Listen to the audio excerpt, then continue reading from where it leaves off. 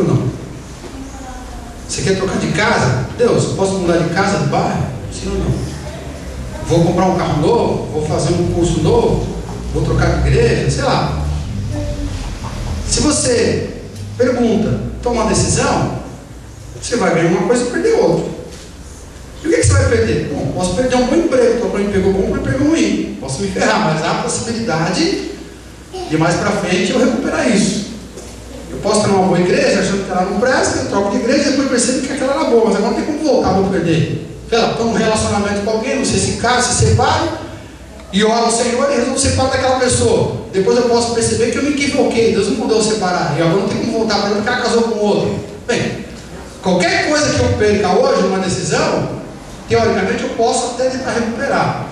Mas quando Gideão parou para pensar naquilo que ele entendia que Deus estava dizendo, ele não ia perder qualquer coisa se ele tivesse equivocado. Ele ia perder a vida dele. Porque ele entendeu o seguinte: Deus me mandou ir para a guerra. E o exército inimigo tinha dezenas e dezenas de soldados. Ele não tinha mais do que alguns milhares de soldados. Dezenas de milhares de soldados. Ele não tinha alguns milhares. Para piorar, se você lembra o resto da história, ele ficou só com 300 soldados. Eu tenho meia dúzia de soldados para lutar contra dezenas e dezenas de milhares. E se essa revelação que eu tive de que era para ir para a guerra, e se não foi Deus? Lembrando que ele cresceu ali oprimido pelo inimigo, né? Os caras plantavam, quando iam colher, o inimigo roubava tudo. Tanto quando Deus chamou para o ministério, para o trabalho, ele estava escondido, fazendo um trabalho lá de agricultura, só que escondido, para os inimigos não verem. Aí Deus falou assim: se levanta e vai para a guerra. Aí ele se preparou para ir para a guerra, mas quando foi para a batalha ele ficou na dúvida. Aí o que ele fez, diz o texto? Ele pediu um sinal. Lembra aquela história da tigelinha com o algodão? Ele falou: Deus, vamos fazer o seguinte, Deus, não pelo Senhor, mas por mim, né? Porque se eu tiver certo, tudo bem, eu vou para a guerra, só vai dar vitória. Mas se eu estiver enganado, se o Senhor não me mandou ir e eu for para a guerra, de lá eu não volto, eu vou voltar num caixão. Eu preciso de uma segurança de que essa decisão de ir para a guerra é do Senhor mesmo. Vou botar um algodãozinho aqui, Deus, ó, e faz o seguinte: vou deixar de noite aqui no quintal. E de noite cai o sereno, né? Quando não está chovendo, cai o sereno. Aí no outro dia, se o algodão estiver molhado e tudo de volta seco, eu sei que é o Senhor, né? Aí ele fez isso e aconteceu. Chegou no outro dia, o algodão molhado, tudo seco. Deus, só para tirar, fazer neguinha, né? A prova dos 9.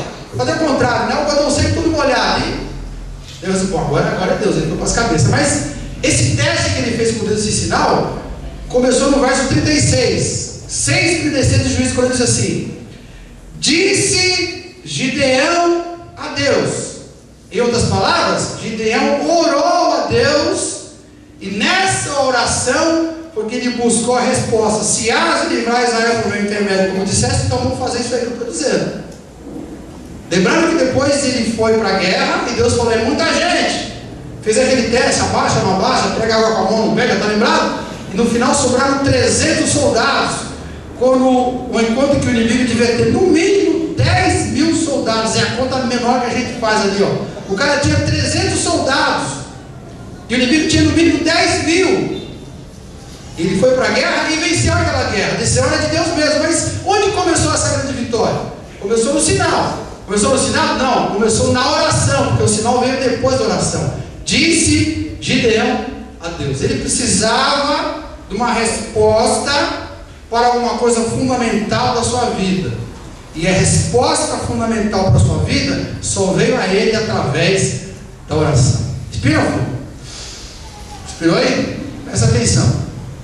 Existem questões na sua alma que ninguém nesse mundo vai te dar resposta.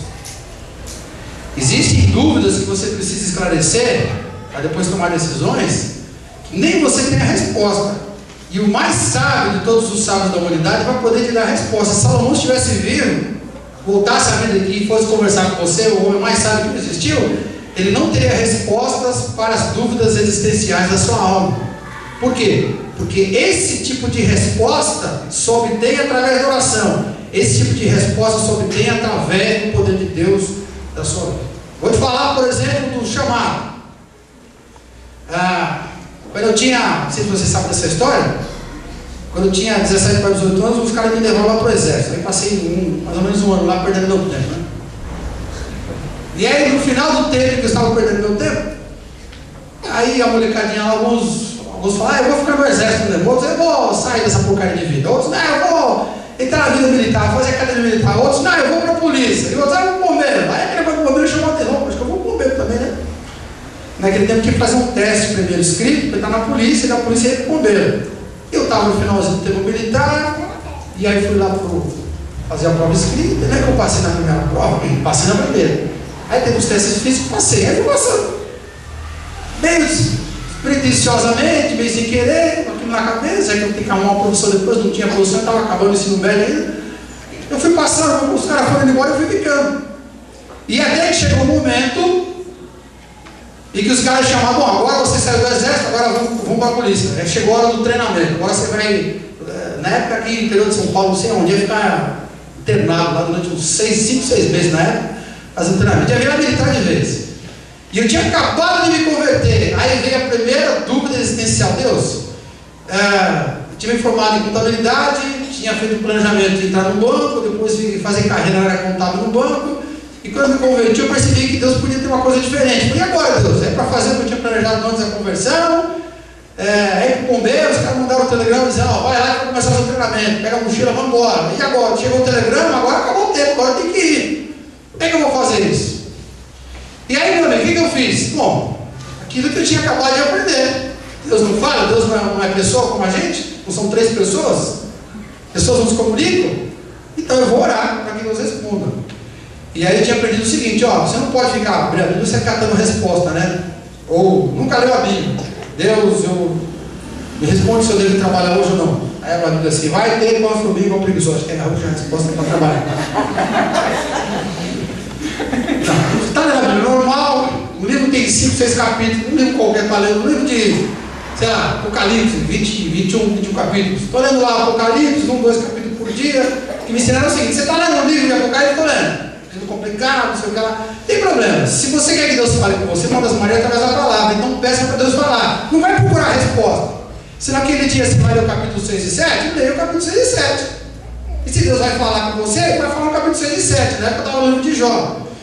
E aí eram 2 perguntas. A primeira, Deus, é para esquecer a história da contabilidade, estudar teologia?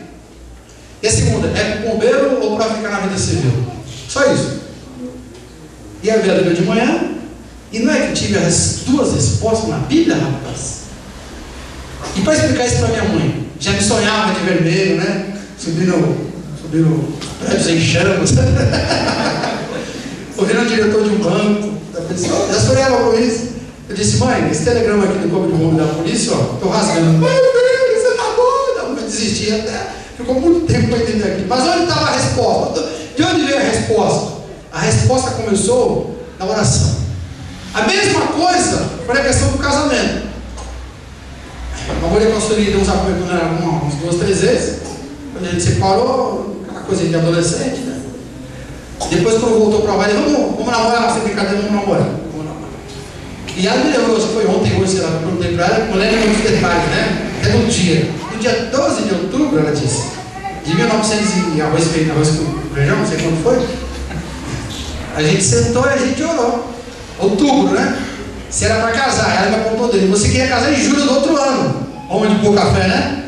E eu queria casar em janeiro, mas de outubro para janeiro é 3 meses só, velho. Acabou de namorar, começamos a namorar agora e já vamos lá. Deus, e aí? 12 de outubro, aí a gente orou e perguntou, Deus, é para casar em janeiro ou não? Aí, pá, veio a resposta, depois da oração. Qual era a resposta? Pois é o seguinte, ele está trabalhando e eu não, ela disse. Era o mesmo dia a resposta? Então é o seguinte, oramos de noite, a gente orou à tarde, a resposta era até a noite. Olha que ousadia, né? Cara, hora cheio de pecado de ser ousado, né? É o seguinte, Deus, 3 horas da tarde, mais ou menos assim, a gente vai, era domingo, né? A gente vai para a igreja, quando a gente voltar, se o emprego aparecer para a Sueli, domingo, 3 horas da tarde, o emprego vai aparecer para você à noite? São 3 horas da tarde, no domingo, dia 12 de outubro de 1900 e bolinha. Se quando a gente chegar em casa na hora de assunto tiver empregado, tiver emprego certo, a gente casa em janeiro. Eu acho que foi eu que botei essa prova, né? Não foi ela. Rapaz, não é que a gente voltou da igreja, quando a gente chegou na casa da Sueli, a vizinha dela, que é advogada, bateu na porta lá umas 9h30, 10 horas da noite. Sueli, você está desempregado ainda? Estou precisando de alguém lá no escritório, começa amanhã. Aí eu casei com ela, não teve jeito, né? Depois dessa. Aí os caras falaram assim, esse cara... Eu lembro que o pastor da igreja falou assim, esse cara tá louco, começaram a namorar em outubro, ficaram noivo em novembro, vão casar em janeiro, vão ter um tostão no bolso, não vai casar nada, vou ter que... Já mandaram o convite, vou ter que mandar um outro convite corrigindo a data. E os caras estão esperando errado até hoje no convite. Bom, podia falar também do ministério, para terminar aqui, aqui na igreja, como é que eu cheguei aqui, quem não conhece a história. Na minha mente era o seguinte, quando eu estava na faculdade, o sonho de todo seminarista é o seguinte, eu vou me formar, eu não sei como é que está hoje, né? Mas na época que eu estudei, a faculdade lá de Perdizes, onde eu estudei, era a melhor faculdade de teologia de São Paulo e talvez até do Brasil. E hoje o curso lá, pra você ter ideia, está beirando 700 paus para fazer teologia. Você tem ideia do nada. E aí todo mundo estudava lá, era meio arrogante, né? Bom, quando eu sair daqui, vou pastorear uma igreja que tem pelo menos 500 pessoas. Se tiver menos de 500 eu não vou. Outra não, eu vou sair daqui, eu vou ser missionário, mas eu só vou se operar junto a tal, porque o salário vai ser 5 mil por mês. Então é o tipo dos caras que estavam lá. Tinha gente boa, mas gente meio arrogante. E eu lembro que na minha cabeça teve duas coisas claras, né? Primeiro, o meu estilão, o meu jeitão de ser, meio avacalhado. E esse jeito avacalhado só bate com gente mais nova, gente mais velha, mais séria, não funciona. Deus, eu quero que uma igreja não tenha gente mais ou menos avacalhada como eu. Gente jovem como eu. Meio despojada como eu, gente mais nova. Ou pelo menos seja velha, mas com cara de nova. E segunda coisa, eu não quero esse negócio de igreja grande, eu quero uma igreja pequena, onde eu possa crescer junto com as pessoas, a mentalidade, a filosofia de trabalho crescer junto, a doutrina crescer junto. Uma igreja pequena e não pode ter tipo mais do que 40, 50 pessoas. Pequena, menor que a igreja onde eu estava, que tinha 100 e poucos membros. Pequena e que tem essa carga. E aí depois que eu me formei, fui para o concílio daquela pedida, daquela prova chamada oral, para você poder ser ordenado como pastor. Eu fiz a prova, aí eu falei, bom, agora eu vou fazer o contato, né? Aí eu fiz, meu amigo, eu fiz um telefonema. Falei, isso aí, vamos pro sul, porque eu adoro o sul, adoro o frio, né? Vou suando, cara, vamos pro sul, ela odeia frio. Torceu mais assim, vamos pro sul. Aí eu fiz 2 telefonemas, fiz um pro sul, falei com um cara lá do sul, e fiz um aqui para São Paulo, só para dizer que não estou colaborando, né? Um telefonema aqui para a região de São Paulo inteira. Meia hora depois fiz um telefonema da Célia. Aí ele para aqui no pimento. Como que você escolheu uma igreja para passar o resto da vida? Foi do nada? Não, meu amigo, eu não tenho essa resposta de mim mesmo. Essa resposta é prerrogativa de Deus. Respostas existenciais, onde, com quem você vai casar, o ministério que você vai seguir, a profissão que você vai escolher, coisas que vão marcar sua vida inteira, você não vai conseguir comigo, como conselheiro, com seu pai, sua mãe, seu filho, dizer, essa prerrogativa é só de Deus. Deus responde porque Ele tem poder, só Ele pode responder isso. Mas essa resposta só vem na oração. Diga amém de novo. Amém. Terceiro lugar, vou falar de graças sobrenaturais. Livro de Atos, capítulo 9, verso 40. A oração é a chave para aquilo que só Deus pode fazer. E das coisas que eu só consigo através da oração, com o poder de Deus, uma delas são as graças sobrenaturais. Livro de Pedro, capítulo 9, verso 40, diz assim: mas Pedro, tendo feito sair a todos, pôs-se de joelhos, orou, voltando-se para o corpo, disse: Talita, levanta-te. Ela abriu os olhos e vendo a Pedro, se sentou. Olha para mim aqui, ó. Olha para mim aqui. Pedro pegou o evangelho, chegou no lugar que tinha uma viúva, uma velhinha. Fazia muito serviço social, eu acho que ela fazia uma coisa tipo crochê, tricô, uma coisa tipo tecelã, fazia roupa para as pessoas, uma senhora caridosa. Pedro chegou na cidade onde ela morava e ele tinha acabado de morrer. Aí veio um monte de gente chorando, mostrando as roupas que ela fazia. Olha, morreu. E aí o Pedro, o que ele fez? O moço dela estava. Foi no quarto dela, viu o corpo dela sem vida, se ajoelhou e orou. E depois que ele orou, a velhinha, que você pode pensar, não ora para essa velha ressuscitar, já estava fazendo uma hora extra aqui. Acabou o tempo, você está doido? Se fosse uma criança, eu oraria. Morreu, é antinatural, né? Uma velha, por quê? Mas ele orou. E Deus respondeu. E a velhinha levantou. Diga glória a Deus. Cara, a velha ressuscitou com uma oração de um camarada. E lembrando que esse camarada não era muito melhor do que nós, não. É aquele lá que traiu Jesus, está lembrando? Aquele precipitador, metiu os pés pela mão, que arrancou a espada e cortou a orelha do soldado, lembra? Jesus falou: Pedro, pegou a orelha do cara lá. Pedro, não é assim, Pedro. Eu moro, filho. Não é assim, Pedro. Era esse maluco que orou e Deus ouviu a